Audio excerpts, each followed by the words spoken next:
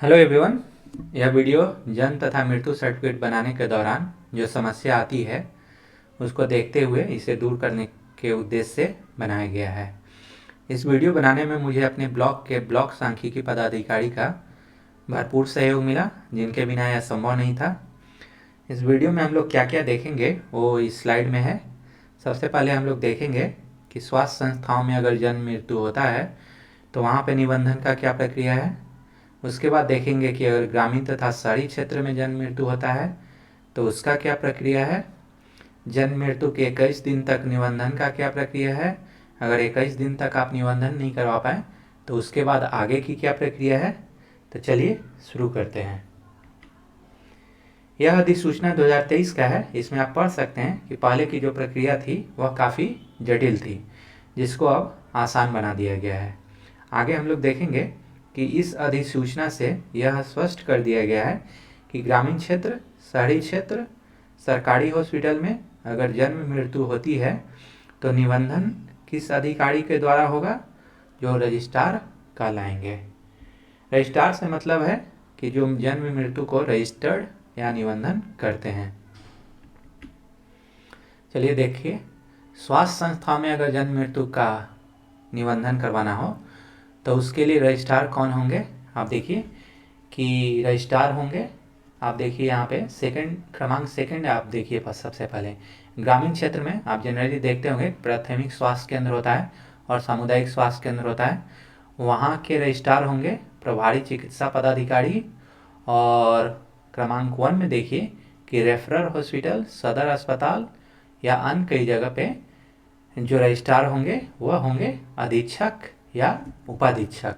और रजिस्टर्ड कितना दिनों में कर देना है, 30 दिनों के अंदर। समझ गए। अब चलिए सेकंड देखते हैं। ग्रामीण तथा शहरी क्षेत्र में अगर नगर निगम में आप आते हैं या नगर परिषद में आप आते हैं तो वहाँ के रजिस्ट्रार होंगे सहायक सांख्यिकी पदाधिकारी। नगर पंचायत में अगर आप आते हैं तो वहाँ के रजिस्ट्रार होंगे प्रखंड सांख्यिकी पदाधिकारी। ग्रामीण क्षेत्र में अगर आप आते हैं तो वहाँ के रजिस्ट्रार होंगे प्रखंड सांख्यिकी पदाधिकारी। इन दो स्लाइडों में हमने देखा कि निबंधन किसके द्वारा होगा, कौन रजिस्ट्रार होंगे। अब देखते हैं कि प्रक्रिया क्या है। तो सबसे पहले हम लोग देखते हैं, अगर जन्म मृत्यु सरकारी अस्पतालों में हुआ है तो आपको कुछ नहीं करना है।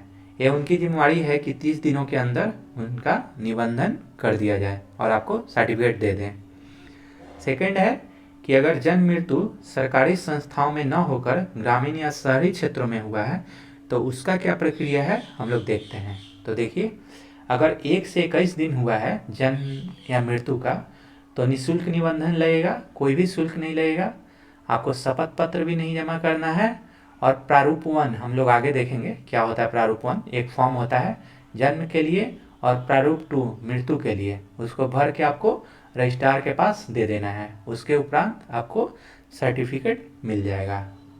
देखिए यही है प्रारूप 1। इसमें आप देख सकते हैं 20 पॉइंट है, आपको भरना है। सिंपल डिटेल है, जैसे देखिए कि जन्म की तारीख, लिंग, शिशु का नाम, पिता का नाम, माता का नाम, ये सब आपको भर के रजिस्ट्रार के यहाँ दे देना है। निबंधन हो जाने के उपरांत आपको सर्टिफिकेट मिल जाएगा।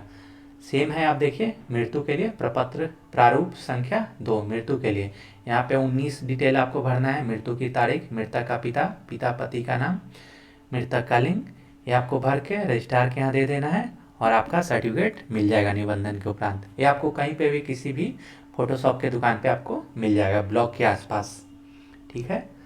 तो अगर आप 21 दिन में नहीं करवा पाते हैं तो उसके बाद अगर 22 से 30 दिन तक अगर आपका टाइमलाइन है तो ये विलम्ब निबंधन के कैटेगरी में आ जाता है। और विलम्ब शुल्क आपको 2 रुपया देना है। शपथ पत्र जमा नहीं करना है। सेम फॉर्म वही है, प्रारूप 1 और प्रारूप 2, और आपको फिल करके रजिस्ट्रार के यहाँ दे देना है और निबंधन के उपरांत आपको सर्टिफिकेट मिल जाएगा। लेकिन एक यहाँ पे एक एक्स्ट्रा फॉर्म भरना पड़ता है। आप विलम्ब में आए हैं तो विलम्ब निबंधन के लिए एक अलग से फॉर्म भरना पड़ता है। देखिए यही है जन्म के विलम्ब निबंधन के लिए। ये है, यहाँ पे आपको 3 गवाह से साइन करवाना रहता है। यहाँ पे आप शिशु का नाम डिटेल, पिता का नाम, और यहाँ पे आंगनवाड़ी सेविका से सत्यापन, पंचायत सचिव से सत्यापन करवाना होगा।